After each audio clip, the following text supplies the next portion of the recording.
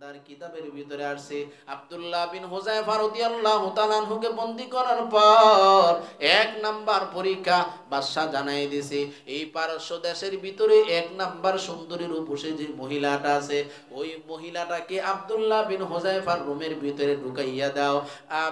আমি বাদশা দেখতে চাই তার ঈমান কত মজবুত।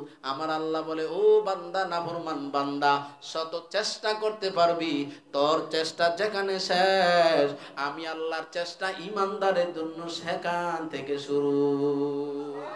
কিতাবের ভিতরে আসছে মেয়েটাকে ঢোকানোর পর আব্দুল্লাহ বিন হুযায়ফা একটু আন্দাজ করতে পারছে, চোখের পানি ছাইরা বলে, ও আল্লাহ, তোমার উপর ঈমান এনেছি, নবীর হাতে হাত রাইখা কালেমা পড়ে মুসলমান হইছি, ও আল্লাহর জন্য কঠিন পরীক্ষা, ও আল্লাহ আমাকে ধৈর্যশীল বানায়া দাও, আল্লাহ আমাকে ধৈর্যশীলদের কাতারে কবুল করে নাও। ও মুসলমান ঈমানদার, ইব্রাহিম আলাইহিস সালাম যেমন ইসমাঈল আলাইহিস সালামকে বলছিলেন, ও সন্তান, আমি তোমাকে স্বপ্ন যুগে দেখেছি আমি তোমাকে হত্যা করতেছি, আমি তোমাকে জবে করতেছি, ও সন্তান তোমার কি মনের চাহাত? এবার ইসমাঈল আলাইহিস সালাম ডানে বামে কিছুই বলে নাই। আমরা হইলে বলতাম, বাবা আমাকে একটা সপ্তাহ সময় দেন, একটা মাস সময় দেন, একটু চিন্তা ফিকির করে আমরা কথা বলবো। ইসমাঈল আলাইহিস সালাম দ্বিতীয় কোনো কথা বলে নাই। সাতাজিদুনি ইনশাআল্লাহ, সাতাজিদুনি ইনশাআল্লাহু মিনাস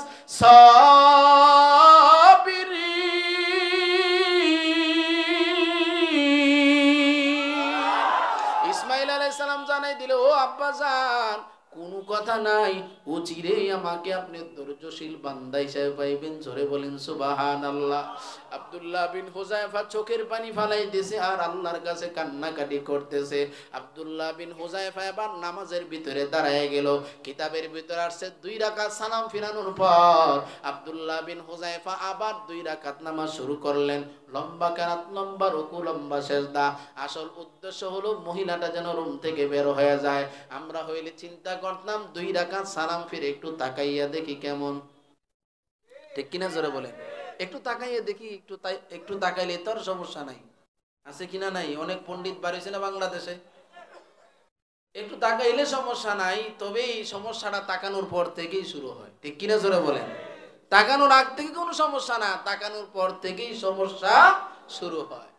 ও মুসলমান ঈমানদার যুবক ভাই, আব্দুল্লাহ বিন হুযায়ফা 4 রাকাত নামাজের সালাম ফিরানোর পর আল্লাহর কাছে হাত তুলে বলে, ও মালিক, আমি আব্দুল্লাহ বিন হুযায়ফা আপনার আদালতে আমি ধৈর্যশীল বান্দা হইতে চাই। আমার আল্লাহ এই দোয়াটা কবুল করে নিছে। মহিলাটা এবার রুম থেকে বের হইয়া বাদশাকে ডাক দেয়, বলে, ও পারস্য সম্রাট, আমি এমন একজন মহিলা, পারস্য যুবকেরা আমাকে পাওয়ার জন্য বড় পাগল, এমন একটা যুবকের রুমে আমাকে ঢুকাইলেন, এই যুবকটা কি মানুষ নাকি পাথর আমি পার্থক্য করতে পারি না। সুবহানাল্লাহ বলতেন না? এটা কিসের পাওয়ারে করছেন?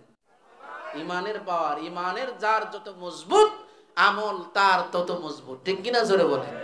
ও মুসলমান ঈমানদার যুবক ভাই, এবার বাদশার পক্ষ থেকে 2 নাম্বার পরীক্ষা।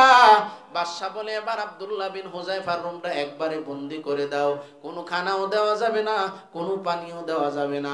কিতাবের ভিতরে লেখছে 1 দিন 2 দিন না, 1 ওয়াক্ত না, 2 ওয়াক্ত না, 16 দিন পর্যন্ত আব্দুল্লাহ বিন হুযায়ফার রুমে কোনো খানা নাই, কোনো পানিও নাই।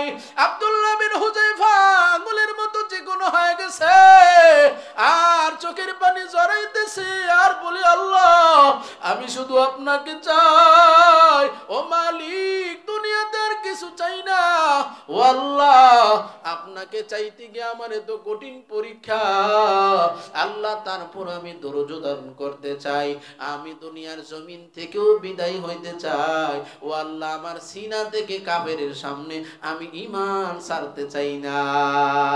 জিন্দেগি মে বন্দগি তু কর নাহি, আল্লাহু আকবার, জিন্দেগি মে বন্দগি তু কর নাহি, জিন্দেগি বে বন্দগি শর্মিন্দা है, आया मुझको रीने को जैसे हो रोशन मेरे कल्ब हो और न कोई चारा दूजा में नहीं और न कोई चारा दूजा में नहीं जिंदगी में बंदगी तो करना है जिंदगी में बंदगी तो करना है जिंदगी बे बंदगी शर्मिंदा है दुनिया में हो दुनिया का तो लोग गान न हो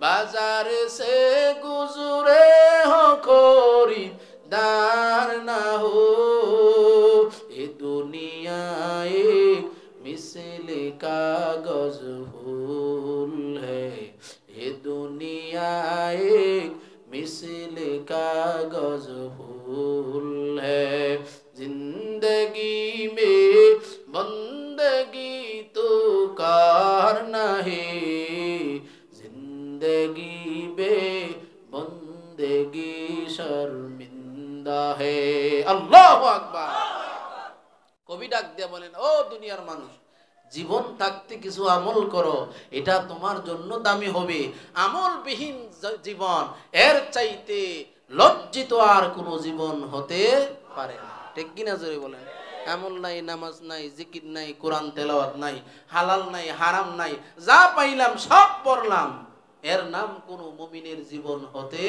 পারে না यहाँ हम सब मुसाफिर है वही आखिर ठिकाना ठीक ना यहाँ हम सब मुसाफिर है वही आखिर ठिकाना कोई आगे रवाना है कोई पीछे रवाना जिंदगी में बंदगी तो करना है जिंदगी में बंदगी तो करना है जिंदगी में बंदगी शर्मिंदा है খারাপ লাগছে আপনাদের কাছে যুবক ভাইরা গান শুনেন কেন অনেকে গান শুনে না ইয়ারফোন লাগায় গান শুনে ও যুবক ভাই এই টাইপে যদি মালাকুল মউত আজরাইল আসে কি হালাত হবে কোন উপায় আছে নি কত বান্দা দুনিয়ার জমিন থেকে চলে যায় বান্দা নামাজে দাঁড়াইছে রুকুতে বান্দা আল্লাহর সাথে প্রেমের খেলা খেলতেছে রুকুতের ভিতরে মালাকুল মউত হাজির বান্দা সেজদায় চলে গেছে আল্লাহর বান্দা কত আরামের সহিত দুনিয়ার জমিন থেকে বিদায় হয়ে গেছে এর চাইতে সুন্দর মরণ আর দুনিয়াতে হতে পারে না ঠিক কি না জোরে বলেন ও মুসলমান ইমানদার যুবক ভাই আব্দুল্লাহ বিন হুযায়ফার রুমে খানা নাই পানি নাই কিছু নাই বাদশা বার ডাক্তার রেডি করে রাখছে ও ডাক্তার আব্দুল্লাহ বিন হুযায়ফার রুমে মাঝে মাঝে যাইবা যদি দুর্বল হয় তাকে ঔষধের মাধ্যমে শক্তিশালী বানাইবা কারণ আমি বাদশা চাই না আব্দুল্লাহ বিন হুযায়ফা দুনিয়ার জমিন থেকে বিদায় নিক আমার আশা হলো আব্দুল্লাহর দিল থেকে সিনা থেকে ঈমান আমি বিদায় করতে চাই ঠিক কি না জোরে বলেন আমি তাকে মারতে চাই না মারলে তো প্রথমেই মেরে ফেলতাম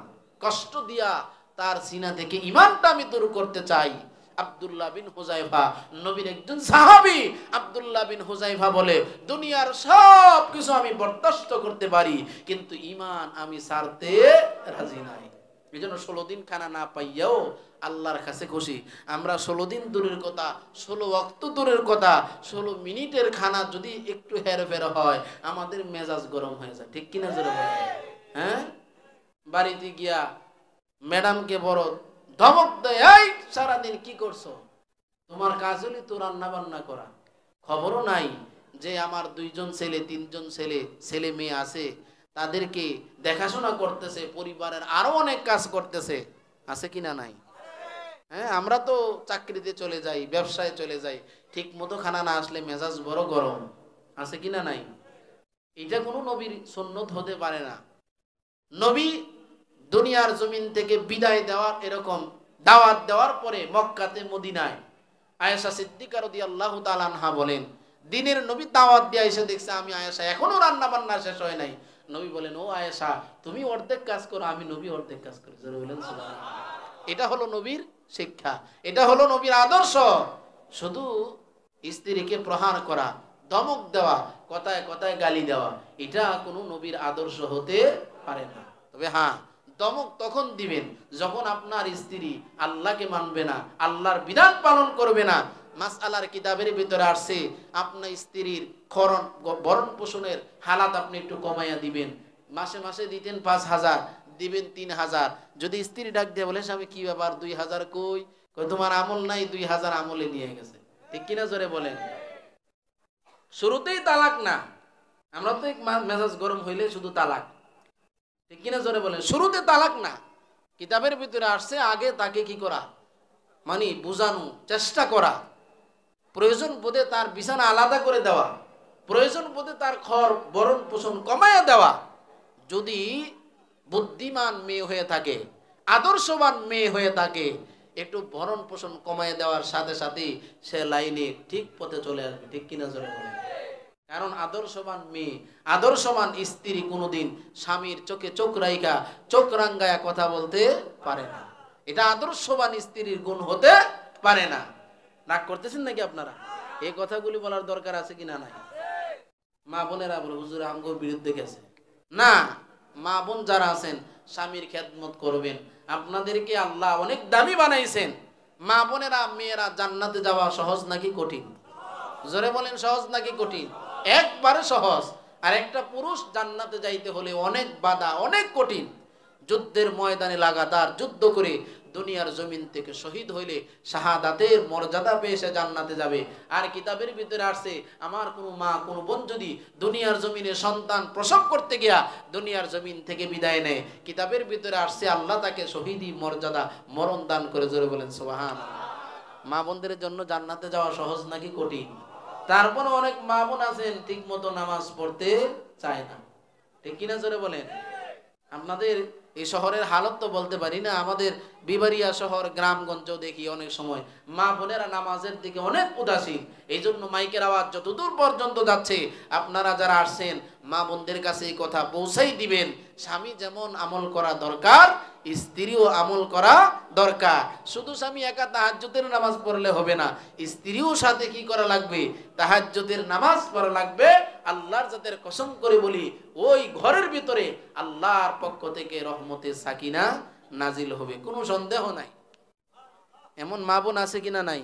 স্বামীকে নামাজি বানায়, আল্লাহওয়ালা বানায়, আল্লাহর ভয় স্বামীর ভিতরে ঢুকাইয়া দেয়। বলে, ও স্বামী আমার, ঢাকা শহরের দামি শাড়ি আমার দরকার নাই, আপনি হালাল পথে থাকেন, আপনি হালাল পথে ইনকাম করেন।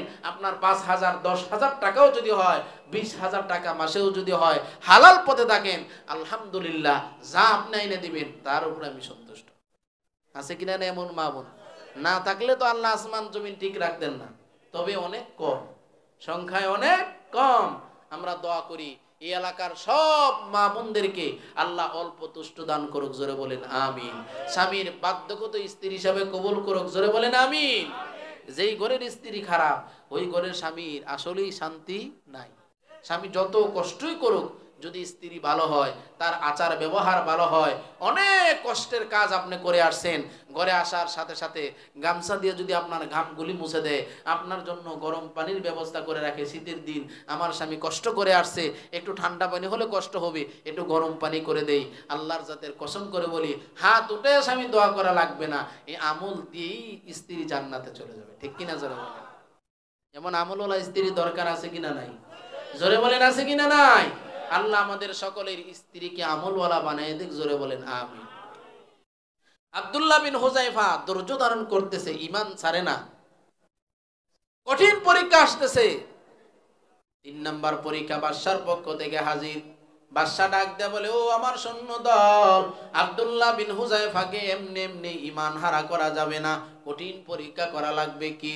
বলে 16 দিন ধরে খানা নাই, তার সামনে নরমাল কোনো খাবার দেওয়া যাবে না, তার সামনে শুকরের গোশত হাজির করো। জোরে বলেন নাউজুবিল্লাহ। কিতাবের ভিতরে আসছে শুকরের গোশত সামনে দিছে আর মদ মিশ্রিত পানি সামনে দিয়া এবার বলে আব্দুল্লাহ তুমি ভক্ষণ করো। ডাক্তার ডাক দে বলে ও আব্দুল্লাহ, তোমার সামনে যে খানা দেওয়া হয়েছে এই বিষয়ে তুমি কোনো জানো না, আসলে জানো কি এটা কি কেনা? বলে না আমি জানি না। বলে 1 নাম্বার হলো শুকরের গোশত, 2 নাম্বার তোমার সামনে যে পানির পেয়ালা এটার ভিতরে আসলে পানি না, এটা মদ মিশ্রিত পানি। জোরে বলেন নাউজুবিল্লাহ।